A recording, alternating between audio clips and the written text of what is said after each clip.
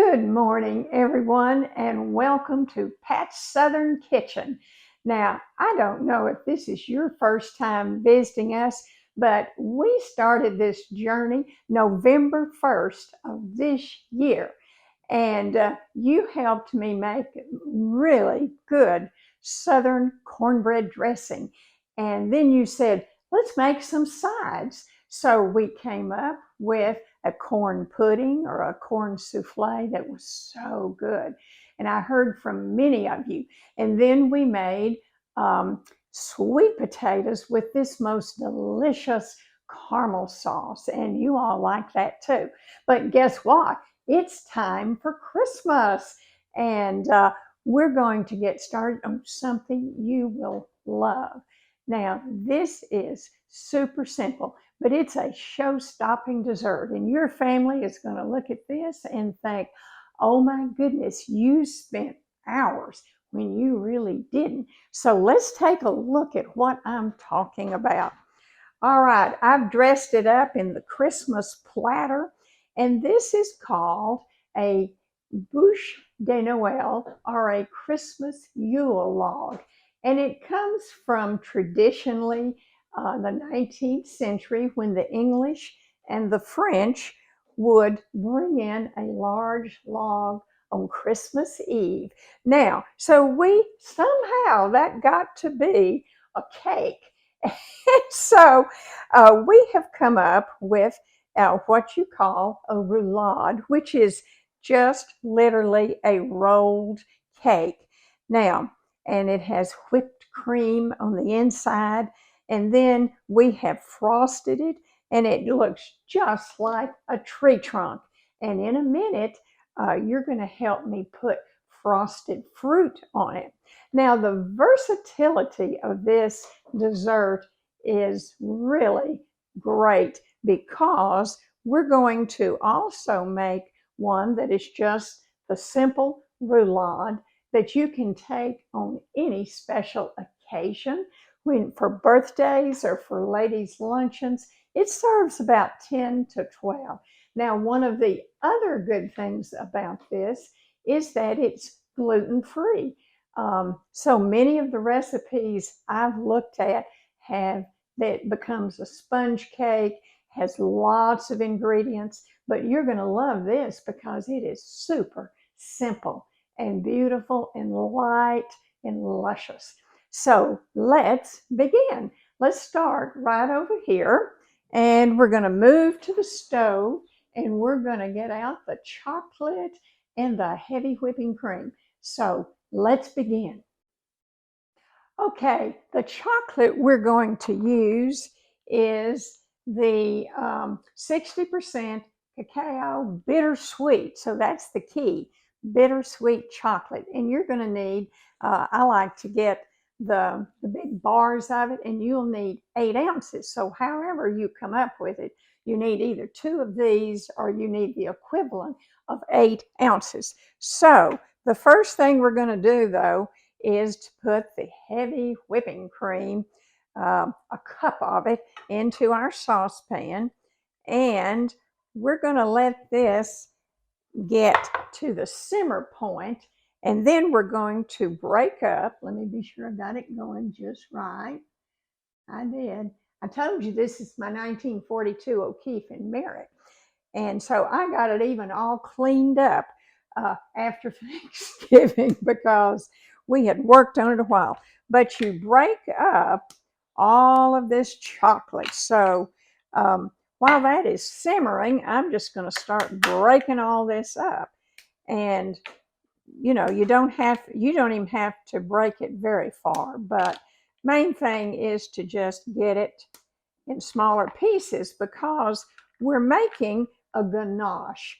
Now, a ganache is basically the bittersweet chocolate and whipping cream. That is the simplicity of this. And so we got it here. Let me quit talking and put all this in because it's sort of simmering there. You might want to let it get a little bit warmer before you put the chocolate in. But I got to talking and I put the chocolate in. instead. So then the next thing we're going to do, Charles, you want to show us here what it all looks like? See, you've got it here. And the ganache is going to slowly melt. And the ganache will be this thick, rich chocolate. It's not a sauce, it's a ganache. So very simple. So while that simmers, I'll be right back with you and we'll see what the next step is. All right, our ganache is almost done. Let's look at it and you can watch as you see all of that wonderful bittersweet chocolate and that cream just all blends together. And what you want to do is to make it an even consistency so that it's all the same color. Isn't that pretty? All right, see how simple that was?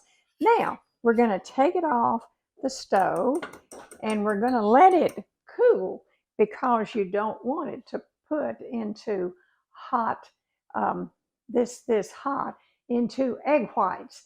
So the next step we're going to do is to whip 7 egg whites. So you're going to break them.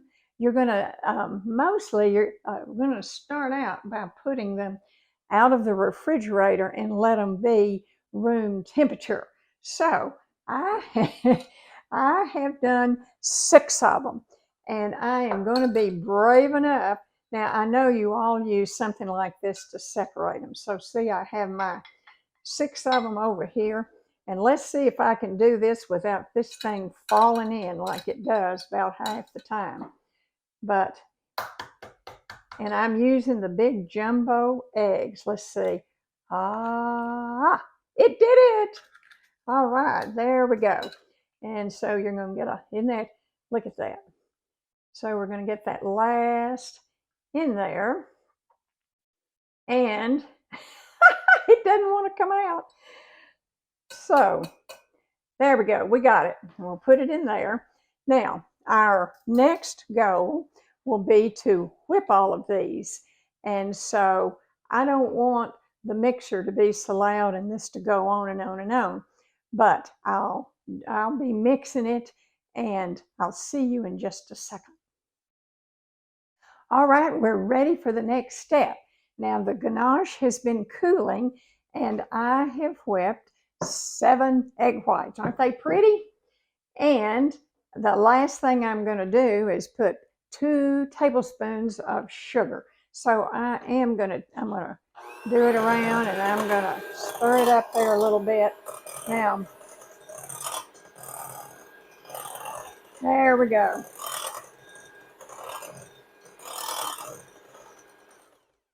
Now, what's your goal here, if you have whipped egg whites before, you know you want to get them to the shiny stage so that they're shiny and that they stick up like that in little peaks. And that just tells you, but if you overdo it, they get real grainy looking. So don't overdo it.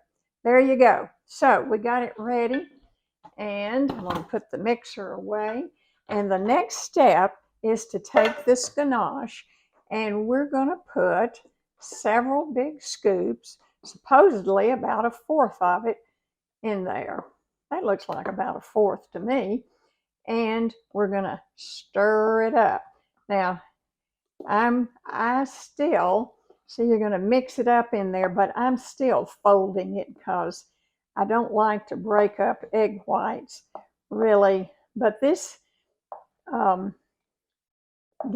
moderates the temperature so that it is not so hot when you put it into the egg whites. You don't want it cooking them or making them break down.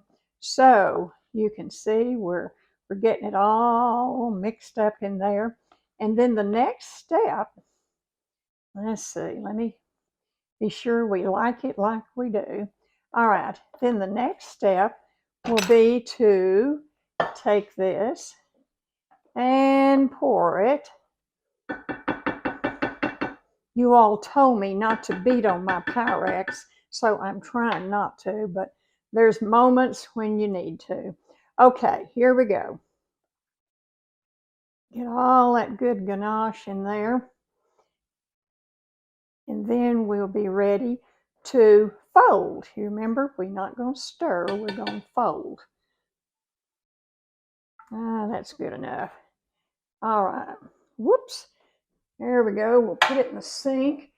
Then I'm going to take a bigger spatula and fold. And so this becomes just a really light souffle type. See, there is no flour in this. And this is all there is to making that wonderful little light cake that doesn't have any flour in it. So this is the simplicity of this. Doesn't take you long at all to mix it up, and it just takes approximately 12 minutes in the oven. So I'm going to show you when I get all this mixed up. We're going to go to the next step and talk about what kind of pan to put it in. So I think we about got that. See, you don't want it big lumps of white in there, because that'll make it be lumpy in the cake when you bring it out. So I think we about got it. Now, all right, I'm going to get out the pan, and that's the next step we'll show you. All right, let's talk about what size pan and what it looks like. This is a 12 by 7, and look what a mess it is because I've used it a lot. It's a 12 by 17, and you can't get anything smaller. You can't do anything bigger because I've tried it once and it doesn't work. Now, the next thing is to get you a roll of parchment paper. That's just what I use. Some of the recipes used a towel you roll up, and that was using a sponge cake. But I don't bother with the towel because this is easy. Now, the next thing this is not always pretty, but you cut it and you leave plenty of space so that when you bring it out of the oven, you can pick it and it cools. You can pick it up by this and take it to where you need it. So, but the important thing is to take a stick of butter, and I have just done this. I went every which way on it and got it all buttered up. So now we're ready to put this wonderful roulade into this pan. And the goal here is to make sure that it gets in every corner and sort of spreads out. So I'm going to try to do it here with just the spoon. And there it goes. Isn't that pretty? See, this is the complete cake you're making here. Let me get it all out because we don't want to waste a bit of it, do we? Actually, whoops, can't do that. I'm going to go here to my spatula because I can get more out with my spatula. Here we go. Now, we have preheated our oven to 350. And as I said, this is only going to take about 12 minutes. Now, you want it not to be dried out, and if you let it stay in too long, then you can't roll it. So we're going to get this all the way over here, right down, make sure it all gets in there and it's even.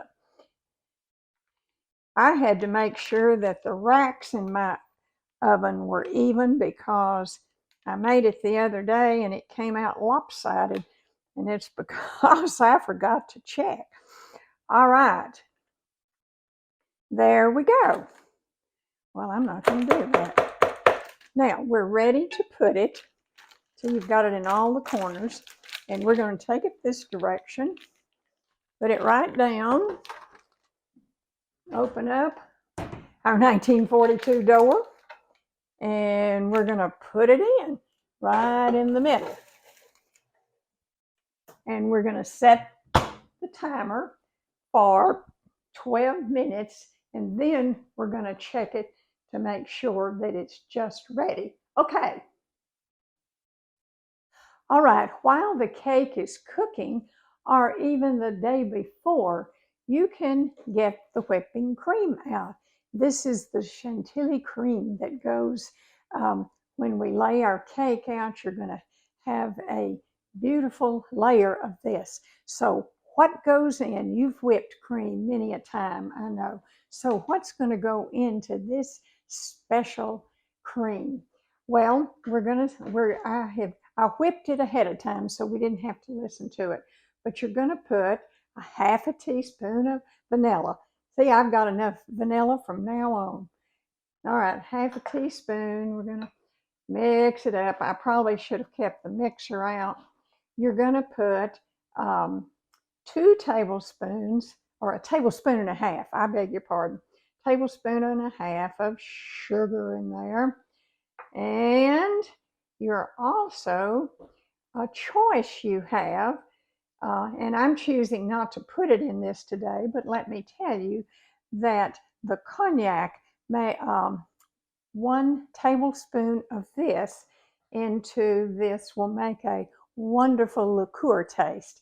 I'm choosing not to put it, but you can get it in the small bottles and use it for that purpose. So, but I have done what I'm going to do now. So we're going to just make sure it's all whipped up.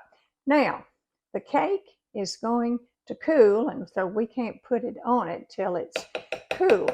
So we're going to set this aside, and we will then talk about the frosting, because if you choose to make a Yule log like we have today, then you'll want this very special frosting, because it works, as you can well tell, on the one we've just made. So I'll show you how to do that next. All right, we're back at the stove now. And one of the things that I think you might be interested in is a really good frosting that is perfect for this type of roulade or your Christmas Yule log. So I have one that really works well, as you can tell when and Charles, if you'd like to show it up close, right over here, the actual Yule log. All right, you see, it sticks together. It's got, you can form with it. So you want to know maybe, how do we do that? Well, I have taken 2/3 of a cup of heavy whipping cream, and it's just about ready. And we're going to be using then 3/4 of a cup of, I like to use the tidbits in this, the dark chocolate morsels. And so there's 3/4 a cup of them. There's 1.5 tablespoons of unsalted butter. So we're going to pour all that in. We're going to put, I use the instant coffee in the little packages, because you just need a teaspoon. So you're going to put the teaspoon in there, and you need just a half of teaspoon of vanilla. Now, here again, if you would like to use a liqueur, pick your favorite one. So we're going to sit this here, and we're going to, oh my goodness. All right, my milk is ready. So you're supposed to let it be simmering around the edges, and this one reached that point. So we're going to pour it in right there. And I'm going to put my pan down, and we're going to start stirring. I can smell the coffee. It's what I smell when I do it. But this will make something that looks similar to that ganache. It sort of looks like a mocha color, doesn't it? So we're going to get that all stirred up. And then the goal is to put it in the refrigerator and let it cool down. The recipe says about 30 minutes. Now, the last one I made, I did it in the pot and I had to let it cool about an hour and a half. But I think this may equate to 30 minutes. So let's get it really good and stirred up. And you want it firm enough when you take it out of the refrigerator that you can take your spatula and actually ice it. And it sort of ices roughly, which is sort of what you want when you are doing a bark looking deal. So we've got this ready now, and we're going to put it in the refrigerator, and that cake is cooling. So I'll see you in a moment. All right, we're ready for the big moment when we take this beautiful cake. Look what you made. See, that's how it comes out, and it's not real tall, but it's very light. And so the way you're going to remove it, put it here, is just to pick up that parchment paper, lay it down on your big cutting board. Let me get rid of this. All right, we're ready to put this beautiful whipping cream right in the middle of this cake, and we're going to spread it out. Oh, and spread it out and make it cover all of this cake, and not a real thick icing, because you want to have the cake plenty of room to roll up, because that's what you want to see are the rolls inside. So let's put that right there and try to make sure that's good and clean. And we'll begin to spread it out. Here we go. Now, and you leave an edge to it. We're going to have to spread thin because this is a cup of whipping cream. And if you feel like you need more, then do a cup and a half. Just whatever works for you is what you're going to do. So let's quickly get this spread out on this delicious cake. Now, here we go. Well, it's going to have to keep it going, isn't it, to make it all the way over. All right, and if you get a few crumbs on it, it's okay, because it's going to be inside that cake. All right, we're almost over there. I think we'll borrow a little from over here. I think the next time I do this, I'm going to add some more whipping cream. So if I did, I think I'd do a cup and a half here, and be sure I had plenty. Now, here we go. Go in that direction. You think we'll get it? I have every bit of confidence in the world that I'm going to make it. All right, here we go. Now, because I got crumbs on it, it's not real pretty from this point, but when you cover it up, that doesn't matter. All right, I think we've got it basically enough. So we take this, let me get rid of all of this,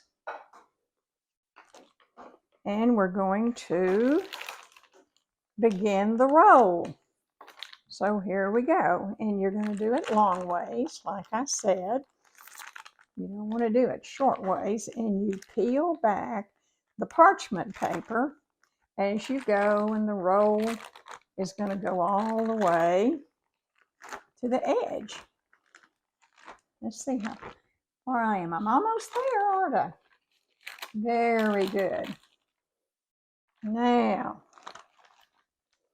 and if you wanted to save it that way, you could keep it rolled up until you get ready to do that. Now, there is our cake. Now, we're going to get it off of that. See, there's the icing. There we go. Now, if you want to put it in, let me put this over here. Get my hands cleaned up. And if you want to put it as a beautiful dessert to take to a party, not necessarily a Yule cake, then you will want to, for this plate, I have to cut it in half. So I'm going to be doing that, and you can see the next step after I put it in the plate. Okay, we have that beautiful cake on this platter.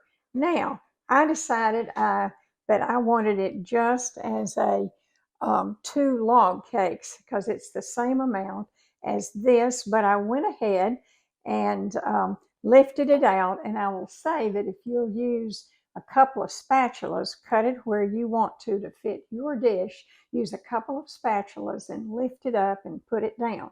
Now, so I've done that, and I took some of our frosted fruit that I did yesterday and whatnot. So to give you an idea.